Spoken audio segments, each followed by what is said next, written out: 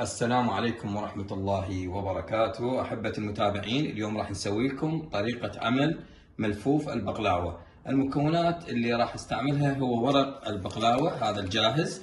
عندي هنا هذا راح استعمل فستق حلبي، ممكن انتم فستق عديد، جوز، اي شيء يعجبكم.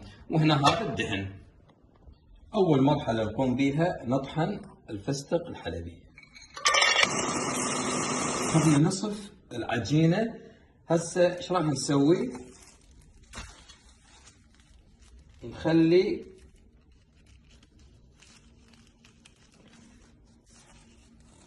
هذا الشكل. طبعا هذا الفستق شوفوا طحناه، رش فستق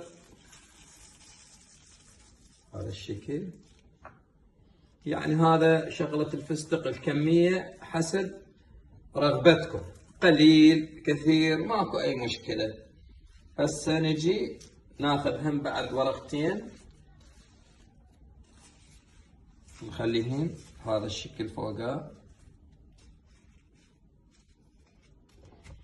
وهم نرش له فستق هذا الشكل.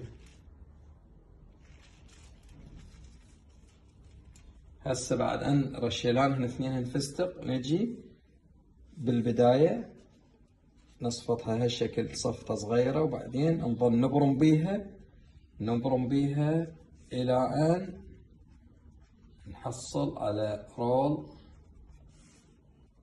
البقلاوة هذا الشكل، وأخليه بالقالب بهذا الشكل. شوفوا هسه هاي أول قطعة. هسه راح أبلش كل العجين أو إلى أن تنترس عندي هذه الطاولة، ينترس برولات البقلاوة إن شاء الله، وأتوقف عن الشغل. وهنا أحبتي بعد أن لفيناه مثل ما شفتوا، هسه شو نسوي؟ عندي أنا هاي الشفرة، أنتم تقدرون سكينة عندكم نقطعه بهذا الشكل. تمام. وهنا أحبتي بعد أن ذوبنا الدهن بهذا الشكل، نوزعه على جميع البقلاوة هذا الشكل. هسه نروح نخلي بقلاوتنا بالفرن بالرف الوسط، ونشغل النار فقط من الأسفل. هنا أحبتي بعد أن كملنا شوي نصفيها من الدهن الزايد. وهنا بعد أن صفيناها من الدهن، هسه نجي نحط لها الشيرة، وهي البقلاوة حارة الشيرة دافية،